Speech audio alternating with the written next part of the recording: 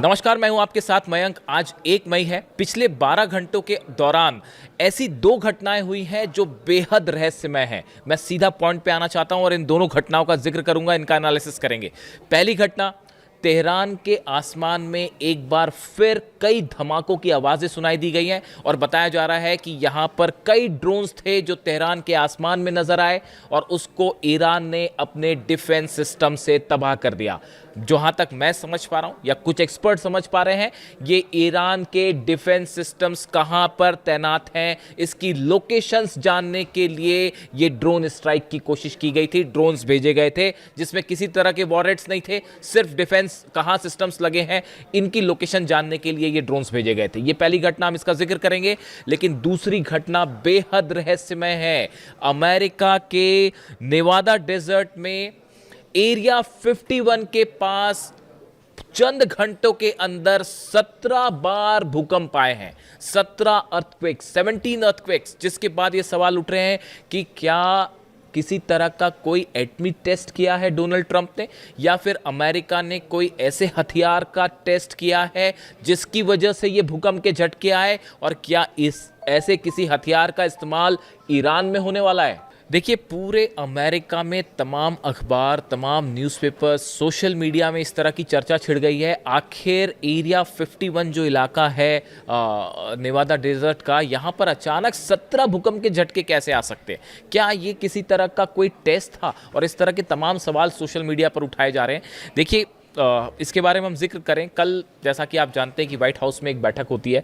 इस बैठक में ब्रेड कूपर जो है, सेंटकॉम जो है, सेंट्रल कमांड है अमेरिका की, जो कि ईरान के सारे मैटर देखती है हमलों को लेकर, उसके जो चीफ हैं ब्रेड कूपर, इन्होंने ब्रीफिंग दी डोनाल्ड ट्रंप को कि कैसे ईरान पे हमले किए जा सकते हैं। एक बड़ा ऑपरेशन का प्लान तैयार किया गया है कि कैसे ग्राउंड ऑपरेशन किया जा सकता है ईरान पे, कैसे लिमिटेड स्ट्राइक्स की जा सकती है, कौन से ठिकानों पर हमला करना है और कैसे हमला करना है। ये प्लान तैयार हो चुका है और बताया जाता है डोनाल्ड ट्रंप ने इसकी परमिशन भी दे दी है। बस टाइम तय होना बाकी है और ऐसा बताया जा रहा है कि अगले 48 घंटे बेहद अहम हैं और हो सकता है कि 48 घंटे के अंदर अमेरिका एक बार फिर हमला कर दे। ऐसी जानकारियां डिफेंस सर्कल में चल रही हैं। अब देखिए, ये बैठक होती है जिसमें जनरल डैन केन जो है चीफ ऑफ जॉइंट स्टाफ, वो भी शामिल थे। अमेरिका के तमाम बड़े मिलिट्री एक्सपर्ट इसमें शामिल थे और एक बड़ा सा प्लान तैयार किया गया है कि ईरान जो है अपनी बातों पर अड़ा हुआ है और वो किसी सूरत में अमेरिका के सामने झुकने को तैयार नहीं है, तो एक बार फिर ईरान पर दबाव डालने के लिए उस पर एयर स्ट्राइक की जाए। इस तरह का प्लान है। ये बैठक होती है, उसी समय अचानक ये खबर आ जाती है कि जो नेवादा डेजर्ट है अमेरिका का, यहाँ का एरिया 51 जो है, यहाँ पर भूकंप आता है। अब ये एरिया 51 जो है, ये अमेरिका के नेवादा में स्थित एक अत्यंत गुप्त सैन्य हवाई अड्डा, एयरफोर्स बेस है। आधिकारिक तौर पर इसका उपयोग उन्नत सैन्य विमानों और जासूसी तकनीकों के परीक्षण और विकास के लिए किया जाता है। हालांकि एलियंस और यूएफओ से जुड़ी गोपनीय रिसर्च को लेकर भी यहाँ पर तरह तरह की अफवाहें या खबरें सामने आती रही हैं। ये जो एरिया है, एरिया 51 जो कहलाता है नेवादा डिस्ट्रिक्ट में, नेवादा डेजर्ट में, ये बेहद रहस्यमय रहा है शुरू से। इसको लेकर तमाम दावे होते हैं कि अमेरिका यहाँ पर अपने तमाम नए फाइटर जेट्स का यहाँ पे टेस्ट करता है, या फिर जो सीक्रेट वेपन्स होते हैं उसकी टेस्टिंग यहाँ पे की जाती है। यहाँ पे एलियंस को लेकर बड़े बड़े दावे होते हैं कि भाई यहाँ पर जो है एलियंस को रखा गया है और यहाँ पर एलियंस से जुड़े प्रोजेक्ट्स चल रहे हैं। इस तरह की बातें आपने सुनी होगी, आप सर्च करिए एरिया 51, आपको तमाम चीज़ें मिल जाएंगी।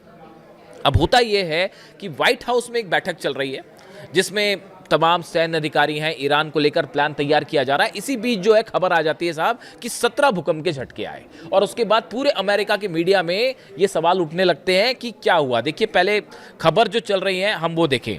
अ sudden wave of seismic activity in the Nevada desert has once again put eyes on one of the most secretive military installations in the world. Over a 24 period at least 17 earthquakes ranging magnitude from 2.5 to 4.4 were detected within close proximity of Area 51. Area 51 के आसपास 17 भूकंप आए जो कि 2.5 से 4.4 Richter scale पर इनकी तीव्रता मापी गई। The strongest trimmer measuring 4.4 in magnitude originated at a shallow depth of रफली 2.5 माइल्स बीनीथ द सरफेस। देखिए इसमें यह भी कहा गया कि जो सबसे तेज भूकंप था वो सिर्फ 2.5 माइल्स जो है ज़मीन के नीचे था, यानी इस तरह की खबरें आई कि वो ज़्यादा गहराई पर नहीं है। इस वजह से इस तरह की शंकाएं और जाहिर की जाने लगी कि भाई क्या अमेरिका ने किसी तरह का एटमी परीक्षण किया है या कोई ऐसे हथियार का टेस्ट किया है जिसकी वजह से ये भूकंप आया। हालांकि देखिए अमेरिका ने इस बारे में कुछ नहीं कहा है, अब ये चर्चाएं ही हैं, तमाम न्यूज़ एजेंसीज इसको लेकर खबरें छाप रही हैं, हकीकत क्या है कोई नहीं जानता। लेकिन देखिए ये कहा जा रहा है, कई डिफेंस एक्सपर्ट इस बात की ओर इशारा कर रहे हैं कि देखिए जंग में अमेरिका ईरान को नहीं हरा पाया। ये हमने पिछले 12 दिन की जंग में भी देख लिया, फिर ये 40 दिन की जंग हुई हमने इसमें भी देख लिया। अमेरिका के तमाम बेस तबाह हुए, अमेरिका का पेट्रियट थाट सारी मिसाइल्स तबाह हो गई और अमेरिका जो है वो अब इस हालत में है कि हॉर्मुज घेर के खड़ा हुआ है और तब भी उसके तमाम दबावों के बावजूद ईरान किसी भी तरह से अमेरिका के सामने झुकने को तैयार नहीं है। ऐसी सूरत में क्या ईरान पर किसी ऐसे हथियार से हमले का प्लान है जो वेपन ऑफ मास डिस्ट्रक्शन जिसको हम कह सकते हैं, या जिससे ईरान में बड़ी तबाही हो सकती है? इस तरह से स्पेकुलेशंस चल रहे हैं। देखिए थोड़े वक्त पहले अचानक इस तरह की चर्चाएं शुरू हो गई थी, जो डोनाल्ड ट्रंप ने कहा था कि हम पूरी सभ्यता का विनाश कर देंगे। उसके बाद ये अटकलें शुरू हो गई, क्या एटमी हमला होने वाला है ईरान पर? इसको लेकर तमाम सवाल भी पूछे गए डोनाल्ड ट्रंप से। डोनाल्ड ट्रंप एक प्रेस कॉन्फ्रेंस में गुस्सा भी हो गए थे, इस तरह की बातें देखने को मिली। इसी बीच अब ये जिस रहस्यमय तरीके से ईरान पर हमला तय है ये माना जा रहा है। देखिए यूएई ने अपने सारे नागरिकों को कह दिया है कि आप अगर ईरान में है छोड़ के वापस आ जाइए, लेबनान में है छोड़ के वापस आ जाइए, आप इराक में है छोड़ के वापस आ जाइए। यही बात चीन भी कह रहा है कि या तो आप ईरान से बाहर आ जाइए और या फिर वहाँ पे हैं तो किसी सुरक्षित जगह चले जाइए। देखिए चाइना जब भी इस तरह की वार्निंग जारी करता है हमले हो जाते हैं। यूएई की तरफ से ये कहना, क्या यूएई के पास किसी तरह का इनपुट है कि भाई जल्दी ही हमला हो सकता है 48 आवर्स में, इसलिए उसने अपने सिटीजन्स को कहा कि आप ईरान से दूर हो जाइए।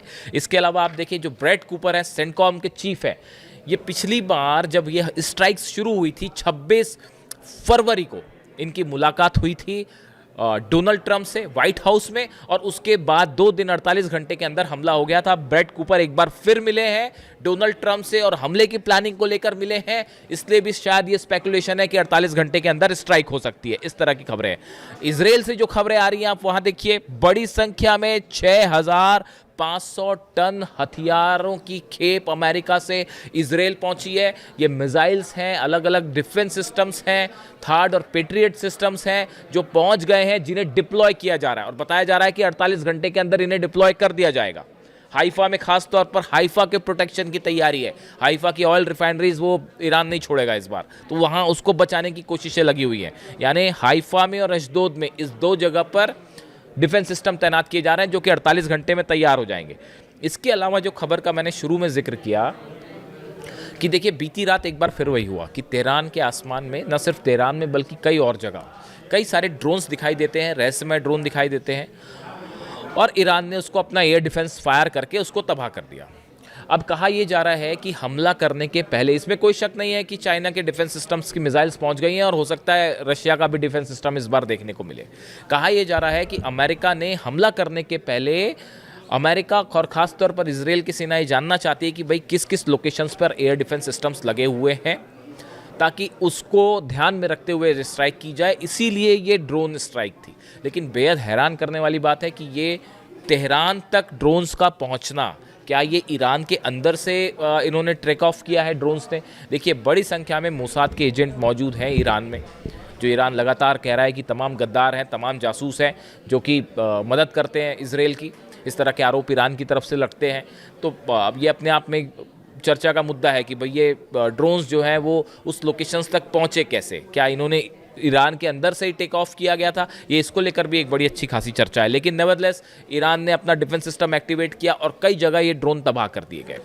इसके बाद फौरन बाद जो है ईरान की तरफ से इराक के इरबिल में कुर्दिश लड़ाकों के ठिकानों पर बड़ी ड्रोन स्ट्राइक की गई और एक्सप्लोजिव, हैवी एक्सप्लोजिव थे इन ड्रोन्स में, और शाहिद ड्रोन्स थे सीरीज़ के, और बड़ी स्ट्राइक हुई। इसमें कई कुर्दिश लड़ाके मारे गए हैं और अमेरिका से जुड़े वो ठिकाने भी कुछ निशाने पर रहे जहां पे अमेरिकी वेपन्स होने की खबरें थी।